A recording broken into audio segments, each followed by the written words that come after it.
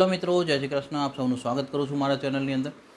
આજે એક main topic જેની અંદર આઈઆરસીસી તરફથી જે ન્યૂ પ્રોગ્રામ લોન્ચ થયો છે એના ઉપર આપણે વાત કરીશું. આઈઆરસીસીનો આ પ્રોગ્રામની અંદર પહેલાં તો આપણે પ્રોગ્રામ સમજી લઈએ અને પછી હું તમને કહું કે આ બહુ જ ફેલ પ્રોગ્રામ દેખાઈ રહ્યો છે અત્યારના કેસમાં. આ વસ્તુ ઇમ્પ્લિમેન્ટ કરવાની કોઈ જરૂર નથી, રિયાલિટી કહું તો. આનું એક બહુ જ ઇઝી સરળ અને સોલ્યુશન બી છે અવેલેબલ.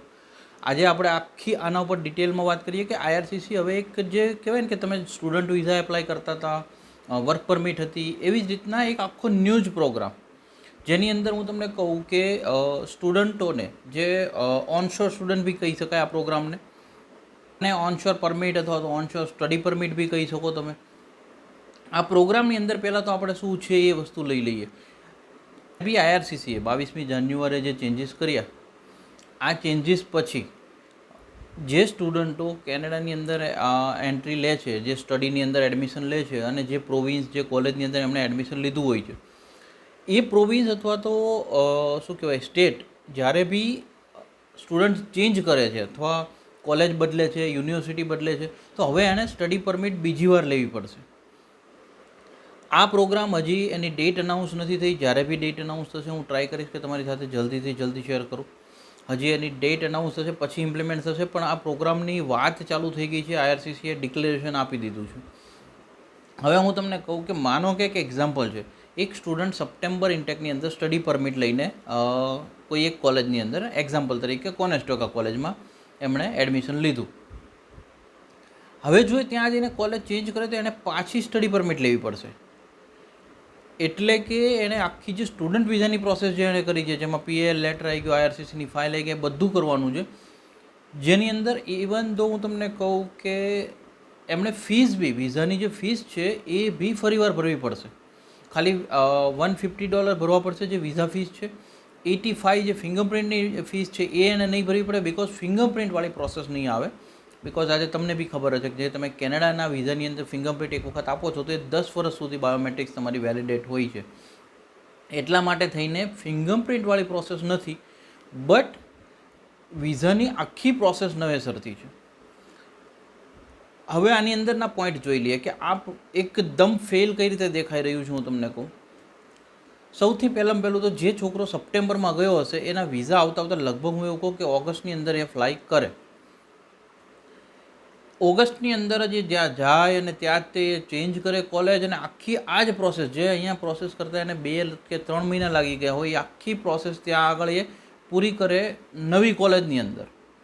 તો એ પ્રેક્ટિકલી ક્યાંય પોસિબલ નથી દેખાતું. બિકોઝ જો આવી પ્રોસેસ કોઈ હશે તો એની અંદર સ્ટુડન્ટને 15 કે 20 દિવસની અંદર જો વિઝા મળી જાય અથવા આખી પ્રોસેસ પતી જાય તો જ આ વસ્તુ પોસિબલ દેખાય.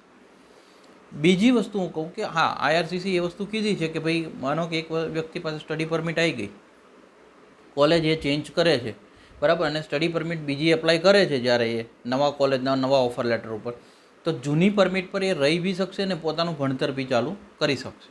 પણ આની અંદર બી એક માઇનસ પોઈન્ટ કહું કે માનો કે એને જે બીજી એપ્લાય કરી સ્ટડી પરમિટ, જો એ કેન્સલ થઈ ગઈ તો શું, એણે કઈ કોલેજમાં ભણવાનું પછી છોડી દીધી એ કે નવી કોલેજ? બિકોઝ છોડી દીધી એ કોલેજ ઉપર વિઝા છે અને નવી કોલેજમાં એડમિશન લીધું ત્યાં પરમિટ રિજેક્ટ થઈ છે. તો આ બધા માઇનસ પોઈન્ટ આની અંદર વીક દેખાઈ રહી છે. બીજી વસ્તુ, આઈઆરસીસી પાસે ઓલરેડી એપ્રોક્સિમેટ આંકડાની વાત કરું 21 લાખ જેવી પેન્ડિંગ ફાઇલો છે, હજી એ ક્લિયર થઈ નથી. અને જો આ પ્રોસેસ નવી લાવી દેવામાં આવે તો આની અંદર જો જે સ્ટુડન્ટ એપ્લાય કરશે આ પ્રોસેસ, આ નવી ફાઇલો બીજી એની સામે આવશે. તો આની અંદર ઇમ્પ્લિમેન્ટ કઈ રીતે કરવું ને, આઈઆરસીસીએ વિચાર્યા વિના આ વસ્તુ લોન્ચ કરી છે. અને મેં તમને કીધું એવી રીતના કે પેન્ડિંગ ફાઇલનો લોડ, અલ્ટિમેટલી જે બધું પ્રેશર કન્ટિન્યુઅસલી આવી રહ્યું છે, જે ક્રાઇસિસ કેનેડામાં ઊભા થયા છે, આ બધાની અંદર આઈઆરસીસી ઘણી વખત એવું લાગે છે કે ફાસ્ટ ડિસિઝનો લઈ રહ્યું છે અને વગર કેલ્ક્યુલેશનના ડિસિઝનો આવી રહ્યા છે. હવે એક સિમ્પલ લોજિક છે, આ બધું કરવાનો આઈઆરસીસીનો પર્પઝ એ કહેવામાં આવ્યો હતો સ્ટાર્ટિંગમાં કે જે કેપિંગના આંકડાઓ છે મિસમેચ થઈ રહ્યા છે. મિસમેચનો મતલબ હું તમને સમજાવું કે એક પ્રોવિન્સની એક કોલેજ પાસે માનો કે 1000 સીટ છે, એણે એ 1000 વિઝા જો કદાચ એને મળી ગયા છે, બટ એમાંથી 100 સ્ટુડન્ટો માનો કે શિફ્ટ થઈ ગયા છે, તો કેપિંગની અંદર એવું દેખાઈ રહ્યું હતું કે એ કોલેજની કેપિંગ 1000 સીટ ફૂલ છે. એ પ્રોવિન્સને માનો કે 5000નો કોટા મળ્યો તો એમાંથી આ 1000નો કોટા એનો ફૂલ થઈ ગયો છે, અને જ્યાં સ્ટુડન્ટો ગયા છે ત્યાં આગળ એટલી માઇનસ દેખાતી હતી સીટ. તો હવે એ પ્રોવિઝનનો ડેટા બી મિસમેચ દેખાય, આ પ્રોવિઝનનો બી ડેટા બી મિસમેચ દેખાય. આને સોલ્વ કરવા માટે આઈઆરસીસી કે આ પ્રોસેસ લોન્ચ કરી છે. બટ હવે હું તમને એક વસ્તુ કહું કે આટલું બધી જે પ્રોસેસ લોન્ચ કરવાની ક્યાં જરૂરત છે? સિમ્પલ ને સોબર એક જ વસ્તુ, આઈઆરસીસી એવો જ તે કોઈ નિયમ લાવી દે કે જેની અંદર આઈઆરસીસી જ્યારે સ્ટુડન્ટ અહીંયાથી એડમિશન લે, વિઝા એપ્લિકેશન કરે, એ વખતે જ તે સ્ટુડન્ટને એક વિડીયો કોલિંગ યા તો ફિર કોલેજ તરફથી એક કન્ફર્મેશન સાઇન કરવામાં આવે કે તમારે અમારી જ કોલેજમાં ભણવું છે. તો બીજી કોઈ ઝંઝટ જ ન રહે, ના કોલેજ ફીસની ઝંઝટ રહે, ના કોલેજ શિફ્ટિંગની ઝંઝટ રહે, કશું ના રહે. જે સ્ટુડન્ટને એ જ કોલેજ ગમતી હોય ને જે કોલેજમાં એને એડમિશન લીધું ત્યાં ભણવું હોય તો જાય, અધરવાઇઝ ના જાય. એટલી બધી સરળ અને ઇઝી પ્રોસેસ. મારા કરતાં બી આજે એક વસ્તુ કહું કે તમે પોતે બી આ વસ્તુ સમજતા હશો, તો એ આઈઆરસીસીને કેમ નહીં સમજાઈ રહી અત્યારના કેસની અંદર જે ચેન્જીસ આવી રહ્યા છે?